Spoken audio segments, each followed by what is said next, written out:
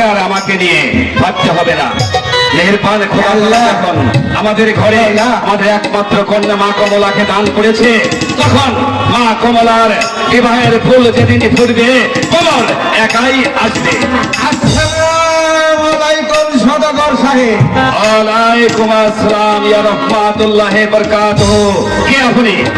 সদাগর সাহেব, আমি হলাম গিয়ে ওই শীতনগরের আফসার ঘটক। আচ্ছার কত তা কি মনে করে আমার বাড়িতে এসেছেন? সদাগর সাহেব, বলুন। আমি জানতে পেলাম আপনার নাকি একটি সুন্দরী বিবাহযোগ্য কন্যা আছে। আছে আছে ঘটক সাহেব, আছে। কি বলতে চান আপনি? হ্যাঁ, আপনার ওই কন্যার জন্য আমি একটি সম্বন্ধ নিয়ে এসেছি। আলহামদুলিল্লাহ। তবে সেই পাত্র কে এবং কোথায় তাহার বাড়ি বলুন। সদাগর সাহেব, আপনি আমি বললে চিনতে পারবেন। আমার মন বলছে আপনি ভালো করে জানেন। ওই শীতনগরের শীতনগরের? অমর সুলতান আছে না, জি।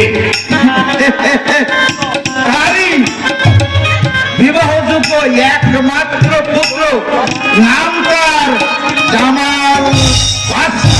আলহামদুলিল্লাহ।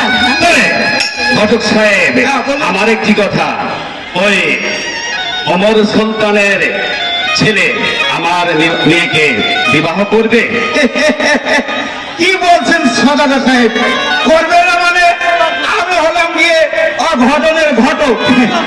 যে কাজ ঘটে না সেটা আমি অনাসেই ঘটাতে পারি। করবে না মানে? আমি যে হতে এসেছি, আপনি এ ব্যাপারে চিন্তা করবেন না। আপনি রাজি কিনা সেটাই বলুন। আলহামদুলিল্লাহ, তাহলে আমি রাজি। তাহলে আমি বিয়ে 3 তারিখটা একেবারে পাকা করে ফেলি। হ্যাঁ ঘটক সাহেব, আপনি দেখুন ভালো একটি দিন দেখে মা কমলার বিবাহের দিন ত্যায্য করুন। ঘটক সাহেব, অমন করে কি দেখছেন? সদাগর সাহেব, বলুন। একেই বলি আপনার পাইয়া না?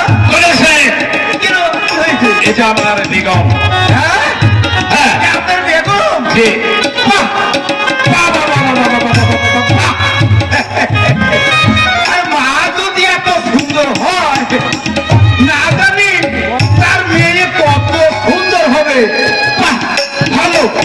সদাগর সাহেব, তাহলে আমি এক্ষুনি বিয়ের 3 তারিখ ঠিক করে ফেলছি। হ্যাঁ, এই আগামী শুক্রবার বুধুনি লগনে সন্ধ্যে 6:30টায় বিয়ের বরযাত্রী সেজে জামাল বাদশা আপনার বাড়িতে আসবে, একেবারে পাকা।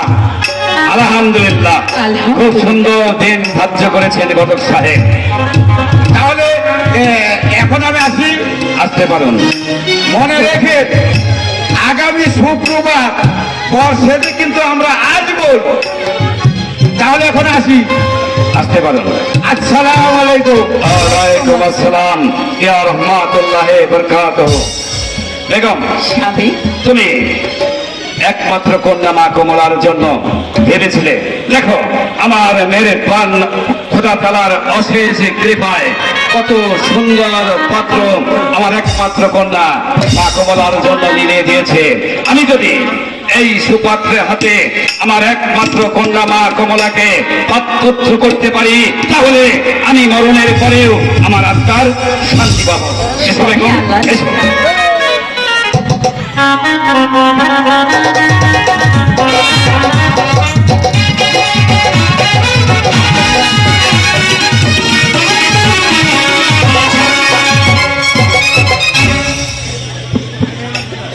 হে মেহেরবান খোদা, আজকাল আমি ঘটককে পাঠিয়েছি বিয়ের সম্মত নিয়ে, সে তো এখনো ফিরে এলো না। বেগম আম্মা, আসসালামু আলাইকুম। বেগম আম্মা, ওয়ালাইকুম আসসালাম। এই তো আমি এসে পড়েছি। বেগম আম্মা, আপনারা ঘটক, হ্যাঁ যে বলুন আম্মা, বলুন। বিয়ের খবর কি? হ্যাঁ, ভালো। বেগম আম্মা, শুভ সংবাদ।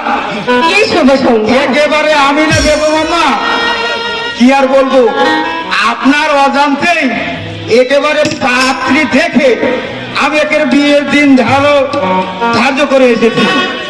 উত্তম কাজ করেছো, ভালোই করেছো। শোনো আফসার আলী কথা, তাহলে বিয়ের দিন ধার্য কবে করেছো? দিন ধার্য এই আগামী শুক্রবার ধনী লগনে ও সেজে যেতে হবে 26 শতাধরের কন্যা, একমাত্র কন্যা কমলা সুন্দরী। আলহামদুলিল্লাহ, আমি অনেক খুশি হয়েছি। তুমি একটু অপেক্ষা করুন, আমি দেখি আমার পুত্র জামালকে ডেকে আমি সবকিছু ব্যবস্থা করি। ঠিক আছে আম্মা, ঠিক আছে করুন। কাকুন কাকুন, এই চাচি, আমার বাবা জামালকে পাঠিয়ে দে।